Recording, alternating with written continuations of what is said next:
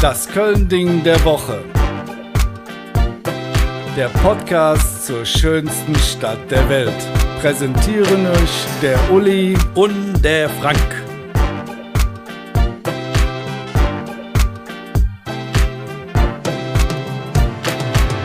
Hallo zusammen, wir begrüßen euch zur neuesten Folge vom Köln-Ding der Woche und wie ihr hört, ich bin heute ein bisschen angeschlagen aufgewacht. Ich hatte gestern, glaube ich, so 2, 3 Cabernet und 5 Kölsch zu viel.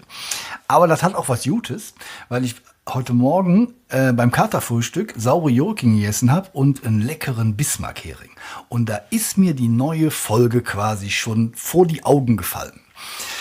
Weit weniger angeschlagen und fit wie immer, denn wie auch Otto von Bismarck frühstückt er morgens 16 Eier, sitzt hier mit einer stattlichen, imponierenden Figur vor mir, der Leven Uli.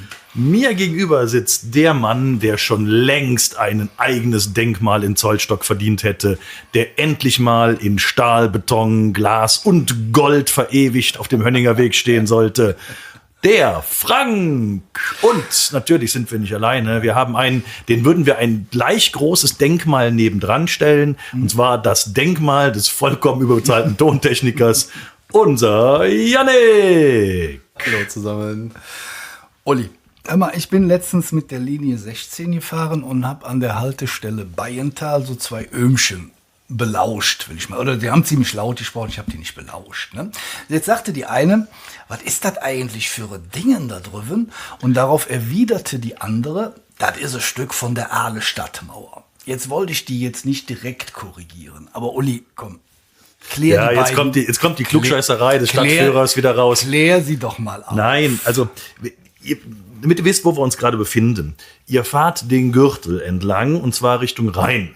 Und dann fahrt ihr immer Wigger und kurz bevor ihr in den Rhein reinfahrt, genau da ist so eine grüne Verkehrsinsel und da steht so eine große, ehrlich gesagt nicht besonders schöne Figur und das hat mit der Stadtmauer gerade mal so ja nichts zu tun, sondern da geht's um Otto von Bismarck, der eiserne Kanzler. Dieser Kölner Bismarckturm am Rheinufer gehört zu einer ganzen Reihe von Denkmälern, die zu Ehren des ehemaligen Reichskanzlers Otto von Bismarck errichtet wurden. Zwischen 1869 wohlgemerkt und 1934 entstanden im deutschsprachigen Raum insgesamt 240 Bismarcktürme und Bismarck-Säule. Von denen existieren allerdings heute nur noch 174. Sie sollten die herausragende Rolle Bismarcks bei der Gründung des Deutschen Reichs würdigen und seine politische Bedeutung dauerhaft im öffentlichen Raum sichtbar machen. Vielleicht müssen wir mal ganz kurz 3 Sätze zu Otto von Bismarck verlieren. Der hieß auch der eiserne Kanzler, so wurde er genannt. Man kann sagen, im Positiven wie im Negativen, er war auf jeden Fall eine prägende Figur der deutschen Geschichte. Der hat eine schwere Karriere in der preußischen Politik gemacht und vor allen Dingen, das muss man sich mal in die Mitte des 19. Jahrhunderts zurückversetzen, es gab ja kein Deutschland im eigentlichen Sinne. Es gab viele kleine Staaten, Fürstentümer, was weiß ich noch alles. Gut, die Preußen war schon mal größer, aber auch nicht so groß wie heute. Und dann kam Bismarck um die Ecke und er hat tatsächlich geschafft, das alles zu vereinigen und hat so die Voraussetzungen geschafft, dass das Deutsche Reich gegründet wurde. Übrigens nach dem gewonnenen Deutsch-Französischen Krieg im Spiegelsaal von Versailles. Und das muss man auch mal sagen, das war ein Affront gegenüber den Franzosen. Das war auch so ein Ding, so wie Bismarck gedacht hat, ne? Immer ein bisschen dicker auftragen. Ne? Er hat natürlich auch, der war schwierig, sagen wir mal so. Ne? Also er hat sich mit der Kirche angelegt, hat aber dann auch gegen die Sozialdemokraten gekämpft, hat versucht, die Sozialdemokratie zu verbieten, hat aber gleichzeitig dann auch die ersten Vorläufer der Kranken-, Unfall- und Rentenversicherung gemacht. Also irgendwie, der war gleichzeitig Reformpolitiker, aber auch irgendwie so ein konservativer Monarchist. Es ist eine schwierige Gestalt. Also der wurde 1890 von Kaiser Wilhelm II. Entlassen. Die haben sich ein bisschen anders, der hat ein bisschen anders vorgestellt. Und er war aber so eine Symbolfigur der deutschen Politik von damals. Ja, was man natürlich dann auch an diesen 240 Bismarck-Türmen und Bismarck-Säulen erkennen kann. Die meisten dieser Bismarck-Türme wurden im Übrigen nicht vom Staat finanziert, sondern durch bürgerliche Initiativen und/oder Spendensammlungen. Typisch war ihre Errichtung an exponierten Standort mit guter Fernwirkung. Viele dieser Türme verfügten zudem über eine Feuerstelle, die an besonderen Gedenktagen entzündet wurden und weithin sichtbar sein sollten.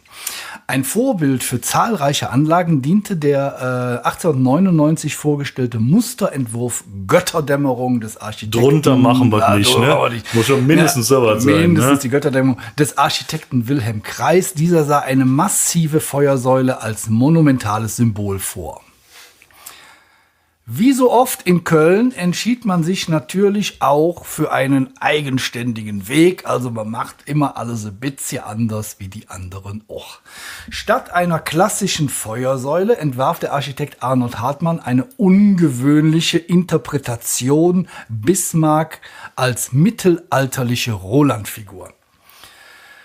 Diese etwa 15 Meter hohe Figur zeigt Bismarck in Ritterrüstung mit Schild. Damit sollte er als Beschützer und Wächter des Deutschen Reichs dargestellt werden. Diese Gestaltung macht den Kölner Bismarckturm zu einem der auffälligsten und auch ungewöhnlichsten Bismarck-Denkmäler Deutschlands. Was jetzt nicht heißt, dass das Ding ästhetisch schön ist. Ne? Wir packen ein paar Bilder mal in die Shownotes rein, falls ihr da keine Gelegenheit habt, da mal hinzufahren. Schön ist anders. Ja, der Bau wurde also 1900 durch Spenden finanziert. Wie bei vielen Großprojekten jener Zeit war dies natürlich auch nicht ganz so einfach, weil das Geld ist ja halt auch nicht überall so locker. Aber der bedeutendste Förderer war der Kölner Schokoladenfabrikant Heinrich Stollwerk. Das war einer der wohlhabendsten Unternehmer der ganzen Stadt. Trotz der finanziellen Engpässe konnte der Turm bereits im Jahr 1903 feierlich eingeweiht werden. Die Geldprobleme hatten jedoch Folgen. Man hatte das ganze Ding ein bisschen, sagen wir mal, einfacher gebaut, als es ursprünglich mal geplant war. Es sollte so einen monumentalen Unterbau geben, den jedet nicht. Aber man hat grundsätzlich das Ding schon realisiert, hat auch diese Feuerschale oben drauf gebaut. Und da wurde dann Öl reingeleitet. Und dieses Öl sollte tatsächlich dann so schön weit und breit, so wie der Feuerturm von Mordor oder irgendwie sowas, sollte das dann brennen. Das hat aber nicht geklappt. Das heißt nämlich, das Öl hat eigentlich nur gequalmt und du hast nur Qualm gesehen. Das hat dann irgendwie nicht so viel Spaß gemacht. Die ganze Gegend war verqualmt vom schönen, hochherrschaftlichen Feuerschein, keine Sicht.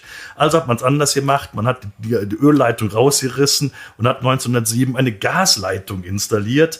Aber das hat auch nicht so richtig geklappt. Also ist man wieder zurück zum Öl und wie auch immer. Also richtig hat das nie gebrannt. 1939 war letztmalig die Befeuerung des Turms. Im Laufe des 20. Jahrhunderts verlor der Turm also zunehmend seine ursprüngliche politische Bedeutung. Die historische Bewertung Bismarcks wurde kritischer und das Denkmal geriet weitestgehend in Vergessenheit. Dennoch wurde der Bismarckturm 1980, wie könnte es anders sein, unter Denkmalschutz gestellt. Seit 2001 investiert die Stadt regelmäßig erhebliche Summen in die Sanierung dieses Bauwerks. Und es kennt keiner, das ist das Allerbeste.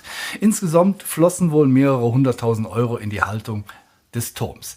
Gerade diese Investitionen stoßen jedoch immer wieder auf Diskussionen, weil, wie ich schon sagte, kaum einer kennt das Denkmal. Und schön ist es auch nicht. Nee, schön ist es auch nicht. Besonders kritisch äußerte sich der Kölner Historiker Martin Stankowski. Für ihn steht der hohe finanzielle Aufwand in keinem angemessenen Verhältnis zur heutigen gesellschaftlichen Bedeutung des Denkmals.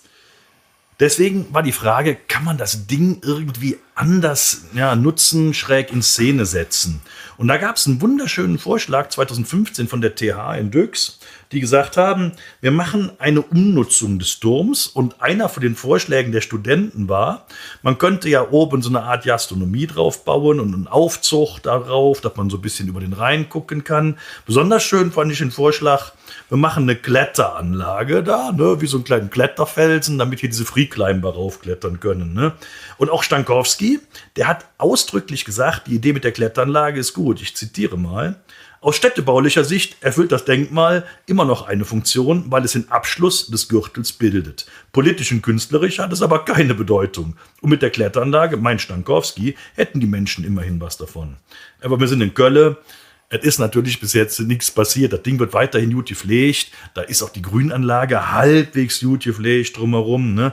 Aber so richtig viel können die Kölschen mit ihrem Staatzen Bismarck an dieser Stelle nicht anfangen. Ja, das weiß ja auch keiner, ne? Also, oder kaum einer. Ne? Also man könnte kurz gesagt sagen, der Bismarckturm hat also ja nichts mit der mittelalterlichen Stadtmauer zu tun. und ist eigentlich in der Bedeutungslosigkeit verschwunden. Ja, kann man so sagen. Kann man so sagen. Aber jetzt geht doch noch jetzt, oder? Wenn du jetzt schon so sagst. Nee, eigentlich nicht, weil letztendlich, was soll ich dazu sagen? Das Ding steht unter Denkmalschutz. Wir haben das jetzt am Hacken. Das wird ja auch keiner aufheben. Und ich glaube nicht, dass wir jemals es erleben werden, dass da ein Aufzug dazu kommt. Oder eine Kletteranlage. Oder eine Kletteranlage, geschweige denn eine Gastronomie. Und dann machen wir die Testfrage. Jannik, kennst du das Ding? Nein. Und jetzt müsst ihr mal überlegen, der Jannik ist in Zollstock aufgewachsen, hat sein Leben in Zollstock bisher verbracht und von hier aus bis zum Bismarckturm sind es mit dem Fahrrad keine 10 Minuten. Ja. Also das könnte man jedenfalls schon kennen. Das ist das beste Beispiel bei unserer repräsentativen Studioumfrage. Das Ding kennt man nicht. Ich hätte noch eine Frage zum Schluss. Die dreht sich um Otto von Bismarck. Es gibt ganz genau ein einziges Tondokument von Otto von Bismarck. Dieses wurde aufgenommen am 7. Oktober 1889 in Friedrichsruh. Diese Aufnahme dauert circa 1 Minute, ist nicht ganz gut zu verstehen, kann man aber auf YouTube hören. In welchen Sprachen spricht dort Otto von Bismarck? A. Englisch, B. Deutsch, C. Latein? Ja, der hat natürlich Deutsch gesprochen, ist doch klar. Nein, der hat Englisch, Deutsch, Latein und ich setze noch einen drauf, Französisch gesprochen.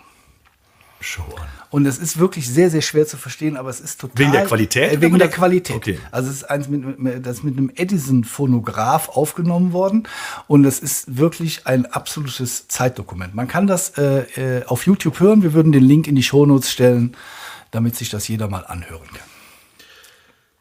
Eine allerletzte Frage bleibt noch. Was hat denn direkt oder fast direkt neben dem Bismarck-Turm gestanden und ist Hücknimi da? Das war die Bismarckburg. Da war kein Zufall, dass die direkt nebendran war. Die Bismarckburg war tatsächlich eine der auffälligsten Villen Kölns von Schokoladenfabrikant Heinrich Stollwerk. Der hat Richard in der Föß gehabt, der konnte sich das leisten. Das Ding war wie eine Burg und da sind sogar Touristenschiffe extra hingefahren, um das Ding zu sehen. Jede Türknimie ist abgerissen worden, aber wir werden mal eine Folge über die Bismarckburg machen. Bleibt uns gewogen und denkt dran, Bismarck ist auch in Köln präsent. Ich hatte gedacht, da wäre so ein Fischstand. Der Hering Job oder so jetzt. Fischhemsch neben der Bismarckburg. Vielen Dank. Wir freuen uns, dass ihr zugehört habt. Bleibt senkrecht und denkt dran, der Sommer geht immer zu Ende. Genießt eure Zeit jetzt noch. Macht Jod, bis dann und tschüss. Das war die neueste Folge vom Köln-Ding der Woche und ich hoffe, es hat euch gefallen. Wenn ja, folgt uns auf Instagram und Facebook und auf TikTok, da sind wir unter das Köln-Ding zu finden.